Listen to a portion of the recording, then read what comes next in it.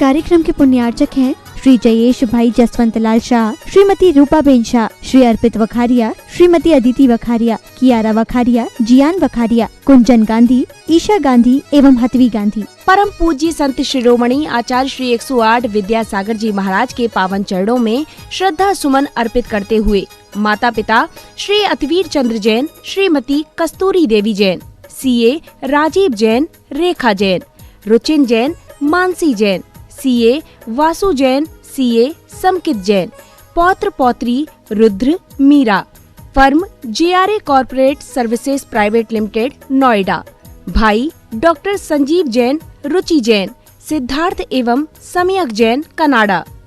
ओम नमः सिद्धेभ्यः।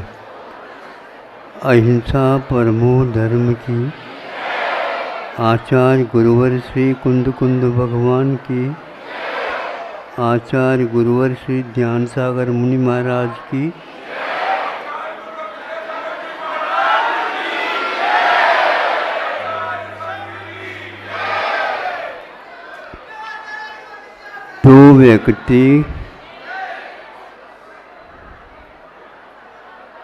दो व्यक्ति खड़े हैं।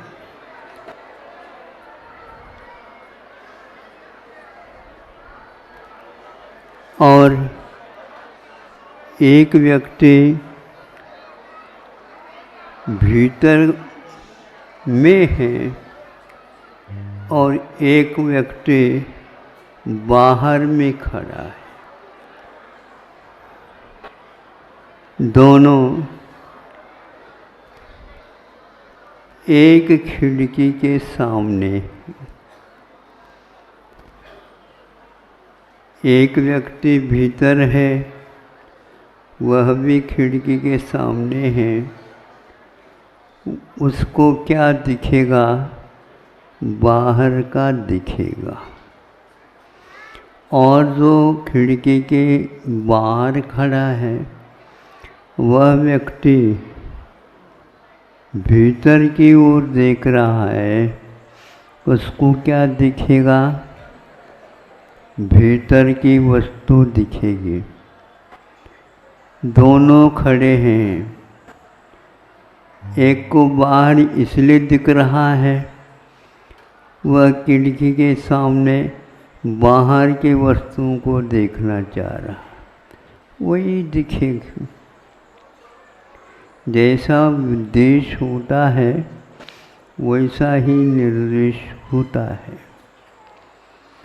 तो यह बात हम वृत्तियों की अपेक्षा से सम्यक दृष्टि होने के बाद हे और उपाधि क्या है, हे का त्याग, उपाधि का ग्रहण, वह संयमी अनुवृत्ति भी हो सकता है और महावृत्ति भी हो सकता है। अपने ये 5 इंद्रियां खिड़कियां हैं। आप एक ही खिड़की से कोई काम कर सकते हैं। सभी खिड़कियों से काम नहीं कर सकते। इसलिए जब एक खिड़की के द्वारा क्या करना है, तो वर्ण रूप है, उसको देखा जा सकता है। शेष खिड़कियों को बंद रखते हैं। ठीक है ना? ऐसा ही होता है। तो जब ऐसा होता है तब वह वस्तु का निरीक्षण भी ठीक होता है।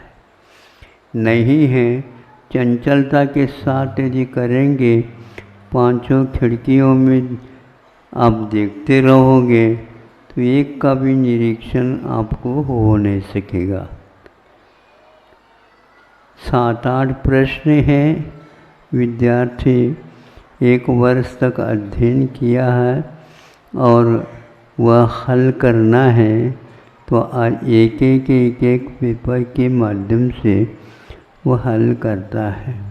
एक पेपर में वह 7-8 प्रश्न उसके सामने आते हैं। उनमें भी एक प्रश्न को चुन लेता है और साथ साथ ये भी ध्यान रखता है कि मुझे क्या क्या करना है अनिवार्य रूप से, तो तब वह एक एक हल करता चला जाता। जहाँ कहीं भी उसका ध्यान हट जाता है तो वह दूसरे प्रश्न को भी अपने सामने ले लेता है। इस प्रकार वह एक एक प्रश्न के माध्यम से उस सब पेपर को उत्तरित कर देता है। आप लोगों को भी इसी प्रकार कार्य करना है, लेकिन करने योग्य जो अनिवार्य है उसको भी ध्यान में रखना चाहिए। वह यदि नहीं रखेंगे, सम्यक दर्शन नहीं है और बाकी सब आपके पास आचरण है, वो किसी काम में नहीं आएंगे। जैसे अनिवार्य प्रश्न का हल नहीं होता है तो शेष प्रश्नों के उत्तर सही लिखने के उपरांत भी उसका कोई आपको नंबर अंक मिलेंगे नहीं। तो फिर हमारे पास आप रोते हुए आओगे, महाराज आशीर्वाद दे दो ताकि मैं पास हो जाऊं। बहुत बड़ी मेहरबानी होगी अपने ऊपर, आप यहाँ से चले जाइए, नहीं तो आप जैसे ही सारे विद्यार्थी करने लग जाएंगे। इसलिए तो हम ऐसे व्यक्ति को आशीर्वाद देने से पूर्व में सोचते हैं, भगवान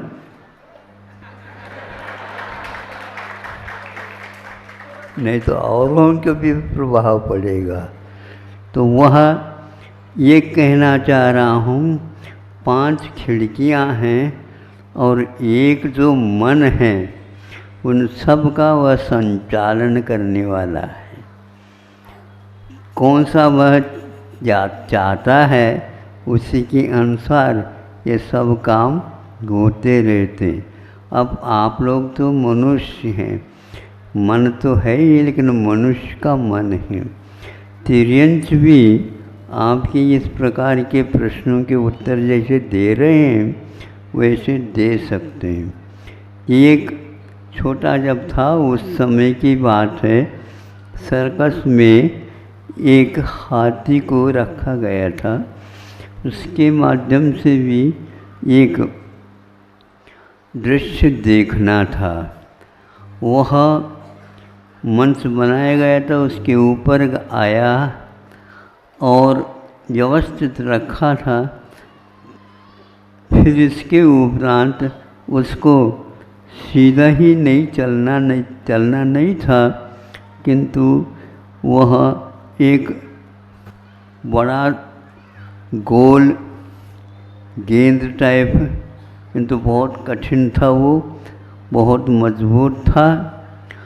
उसके ऊपर उसको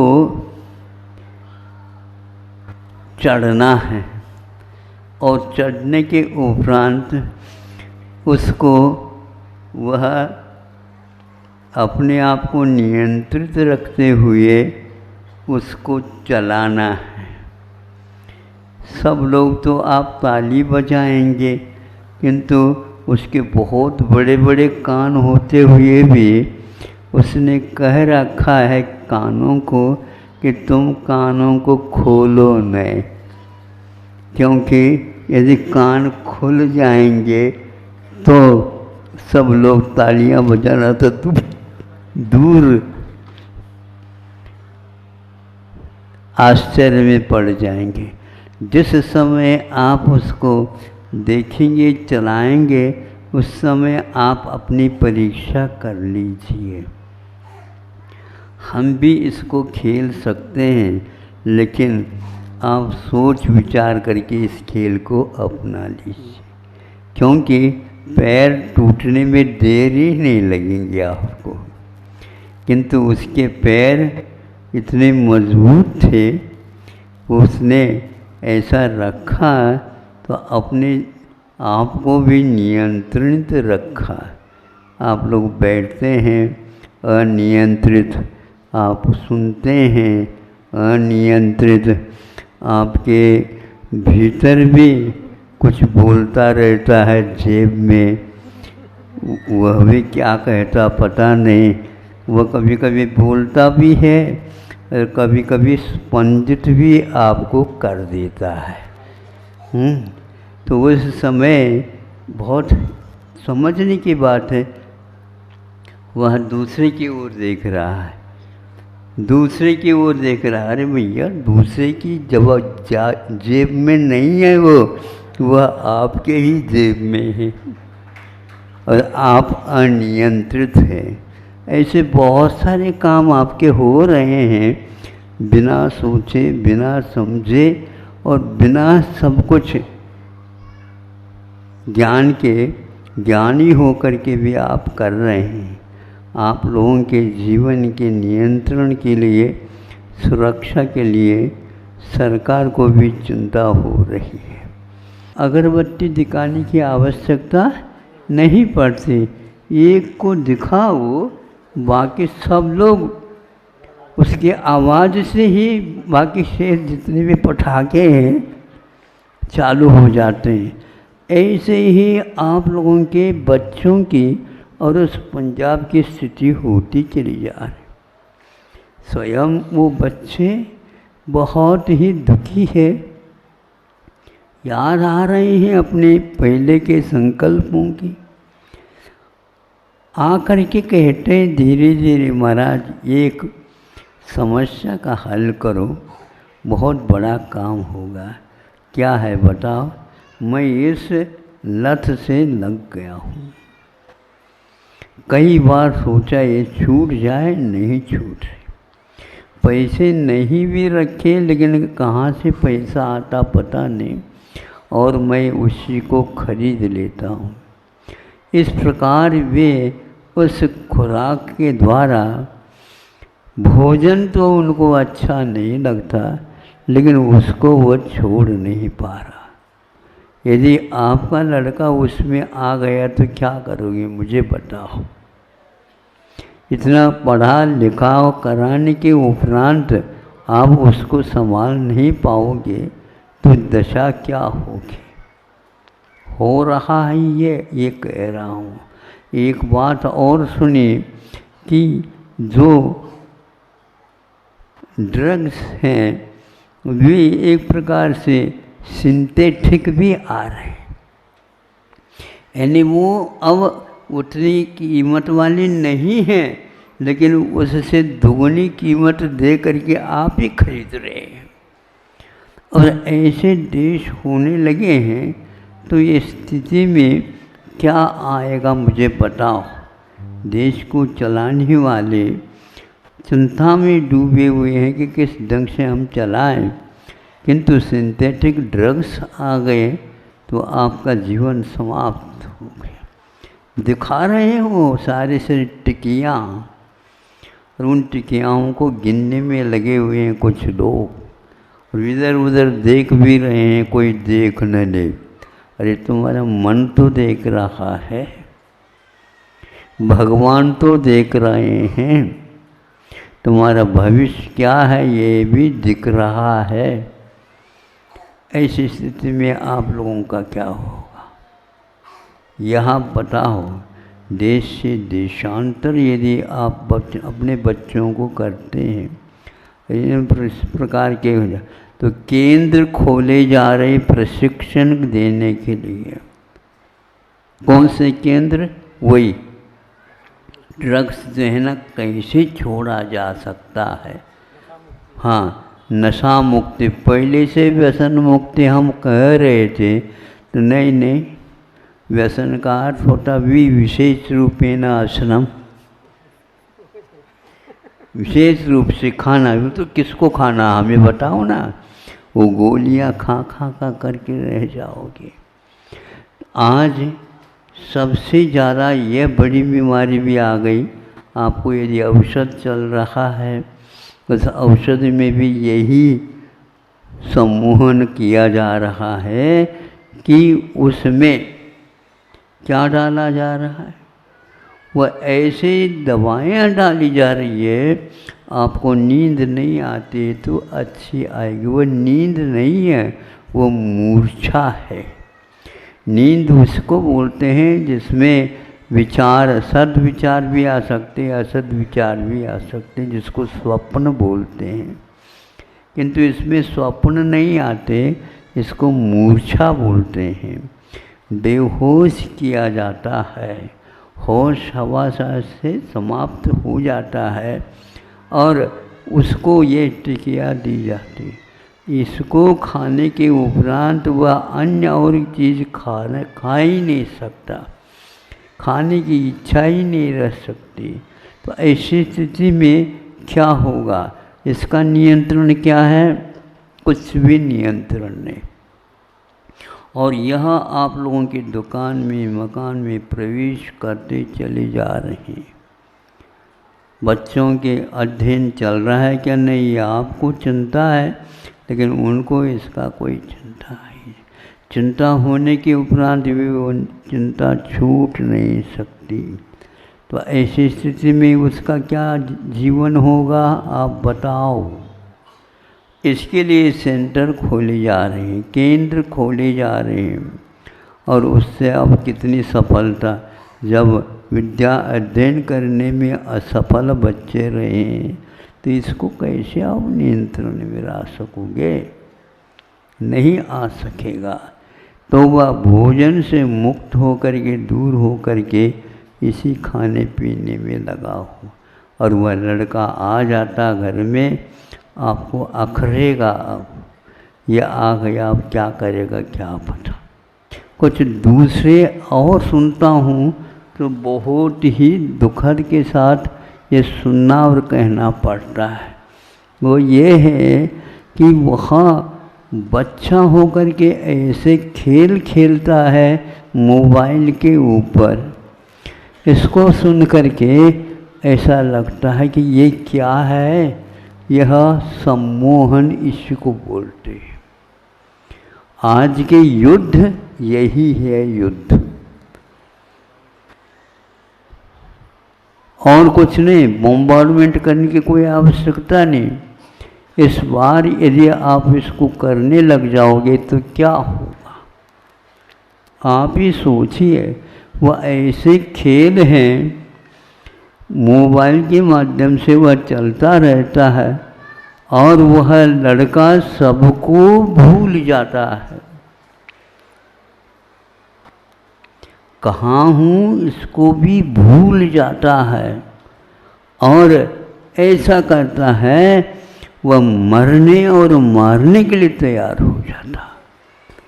हत्याएं हो रही हैं, हत्याएं कर रहे हैं और उसको 5 मिनट के लिए भी नीचे नहीं रख पाता है।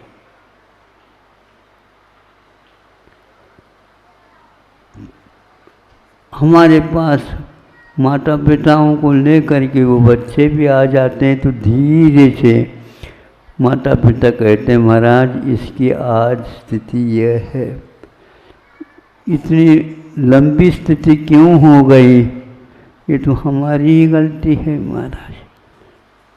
तो आपको प्रायश्चित लेना पड़ेगा। इस बच्चे को मैं प्रायश्चित नहीं दे सकता। अब क्या ले सकता हूँ महाराज, मैं पूरा छोड़ने के लिए तैयार हूँ। कोई भी नहीं लेगा आप, क्योंकि इसलिए नहीं लेगा कि कोई चीज़ प्रदूषित हो जाती है तो उसके पास जाने के लिए भी डर लगता। अब हमें भी ऐसा लग रहा है कि आपके बच्चे इस प्रकार प्रभावित हो जाएंगे तो आपको क्या लगेगा बताओ। ऐसी हत्याएं हो रही हैं, ऐसा कौन सा वह खेल है? सबको भूल जाना, सबको भूल जाना तो बाद में भूलो। जो प्रदूषण है उसको भूलो तो बहुत अच्छा यहाँ का वातावरण बन जाएगा। छोड़ने योग्य तो आप छोड़ नहीं रहे हैं, और नहीं छोड़ने योग्य हैं उनको भूलने की आवश्यकता अपने आप ही भूलने में आ गए। वो बच्चा मानने के लिए तैयार नहीं। हमने ऐसे बच्चों को बताने का प्रयास किया। महाराज आपका प्रयास तो संभव है, लेकिन उससे भी ज़्यादा हमने प्रयास किए हैं। तो ऐसे बच्चे आ रहे हैं, तो आपका वित्त किस ओर जा रहा है आप देख लो, आपका परिवार किस ओर जा रहा है आप देख लो, आपके भविष्य की जो योजनाएं हैं उसका क्या होगा आपको देखना जानना है। वह हाथी अपने आप को किस ढंग से नियंत्रण रख रहा है। विशाल काय का वह हाथी और एक गेंद के ऊपर खड़ा होकर के आपको दिखा रहा है संयम क्या है। बोलो, आपको कहाँ जाए भैया, कम से कम एक आधा घंटा सामायिक किया करो। महाराज हम आधा घंटे क्यों 1 घंटा करना चाहते हैं, लेकिन हाथ पैर और कमर नाड़ ये सारे अनियंत्रित हो जाते हैं। महाराज इनको नियंत्रण करने का कोई उपाय हमें बताओ। बात तो बिल्कुल ठीक है, ये बहुत महामारियाँ हैं, लेकिन आप दुकान चलाते हो। हाँ महाराज बिल्कुल, और दुकान चलाने के लिए बैठ गए, कमर बिल्कुल ठीक हो जाता है, और समय क्या 10 समय करवा हुआ।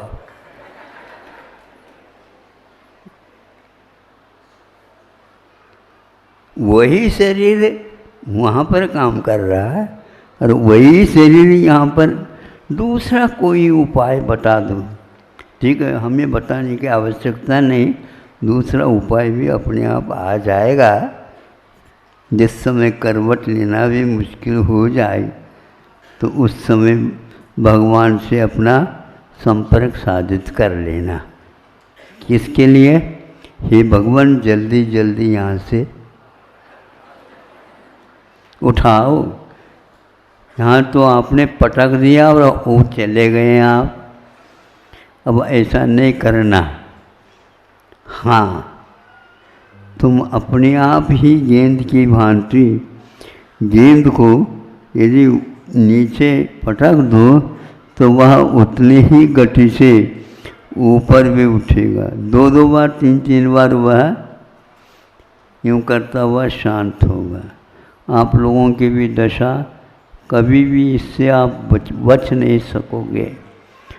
तो संयम के बारे में पशु पक्षी भी हैं और वो कार्य कर रहे हैं।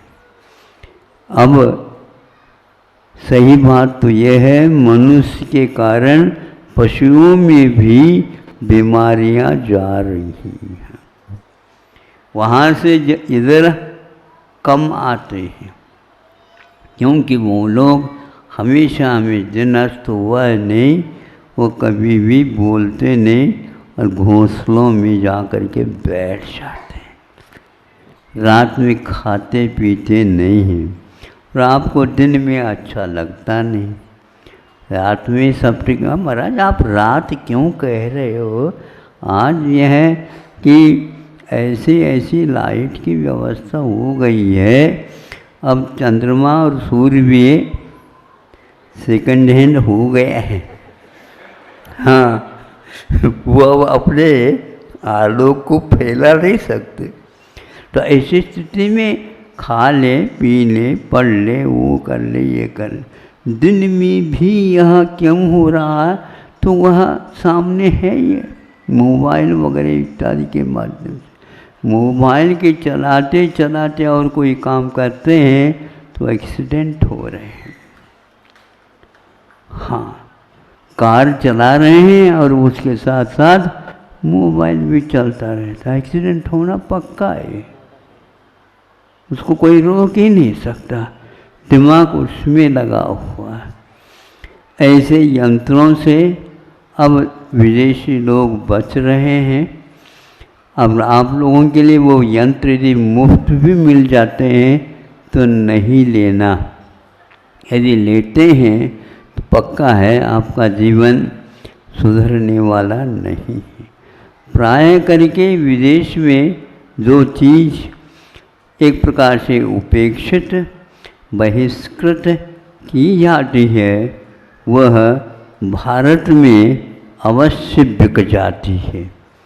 जहर की गोलियां भी क्यों ना हो तो भी वह बिक जाती हैं, किंतु आज शुद्ध जहर भी कहीं मिल नहीं सकता क्योंकि उसकी कीमत बहुत है। ऐसी दशा संसार की हो गई है। ये पंचम काल तो है ही, किंतु हुंडावसर्पणी पंचम काल है। ये असंख्यात 24 के बाद एक बार आता है। उस निकृष्ट काल में उत्कृष्ट पर्याय को लेकर के आज हम आए हैं, किंतु इसका उपयोग सही सही नहीं कर पा रहे हैं। बहुत आग्रह के बाद हमने इतना समय आप लोगों का पुण्य था इसलिए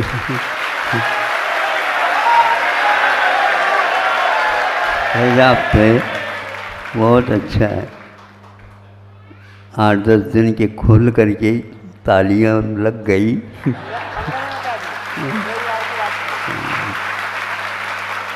क्या करते जो बातें आपके लिए बताई वो अवश्य ही चिंतनीय हैं। आप लोग अपने अपने व्यक्तियों को कहें तो बहुत जल्दी इसके ऊपर नियंत्रण हो सकता है और सरकार के ऊपर भी बहुत बड़ा आप लोगों का योगदान होगा, क्योंकि वो भी कहाँ तक करेंगे। ये सारे इन नशीली वस्तुओं के सेवन करने से ही भावों में कमियां और रोग भी ज़्यादा बढ़ रहे हैं, यह निश्चित हो चुका है। अहिंसा परमो धर्म की। नमः सिद्धेभ्यः। ओम नमः सिद्धेभ्यः। ओम नमः सिद्धेभ्यः।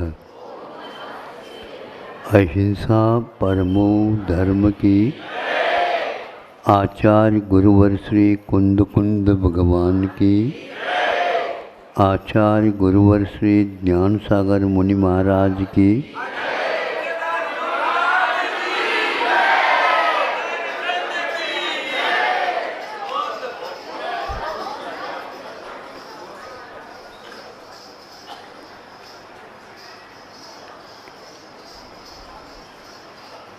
रूप रस गंधवंतः पुद्गला। एक सूत्र आता है उमा स्वामी महाराज जी के द्वारा लिखा। पुद्गल वह है जिसके पास रूप है जो नेत्रेंद्र का विषय बनता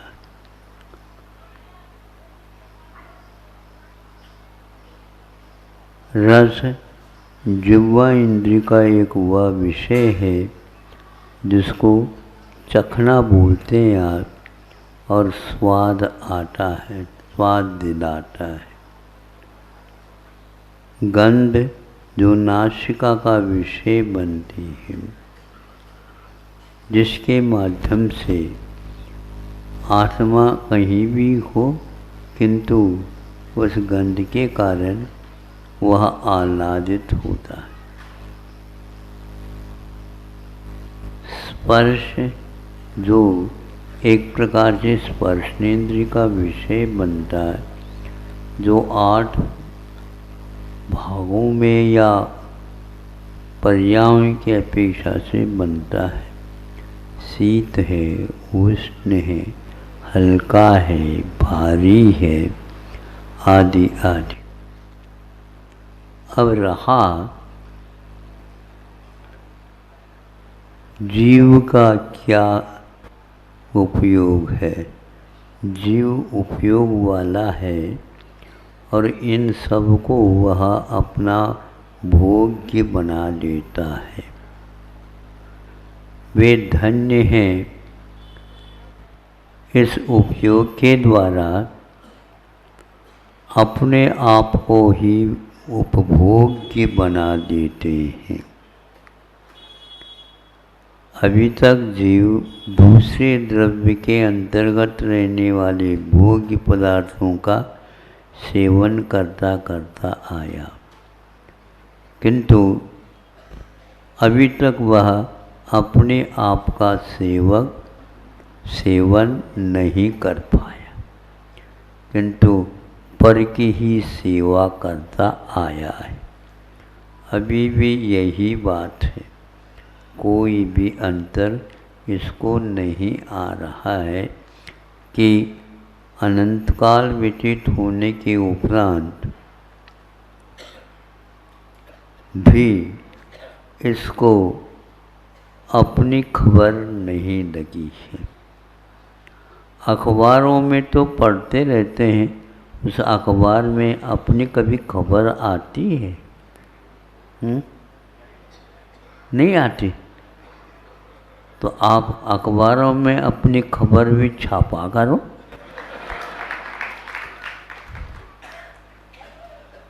लेकिन अभी तक खबर ही नहीं आ रही। वे धन्य हैं इन भिन्न भिन्न विषयों को छोड़ करके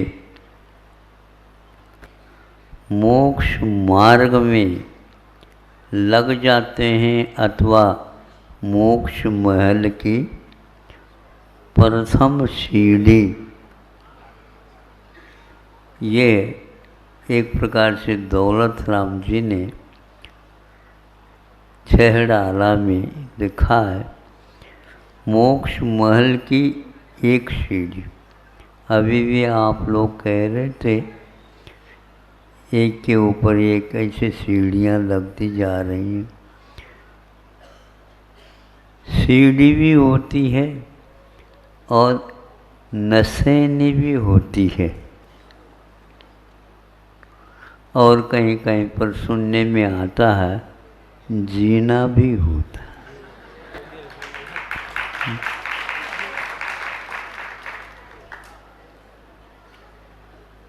अब जीने के बारे में हम आपसे कुछ कहना चाहेंगे, सुनाएं?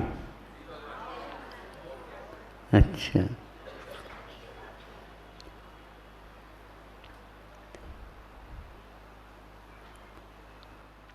जीना तो जाओ, जीना तो चाहो, जीना चढ़ने हेतु।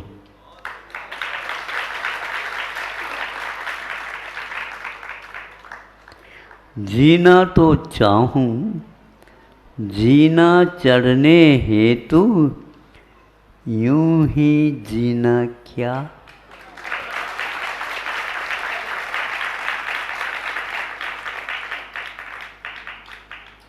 कुछ समझ में आ रहा है?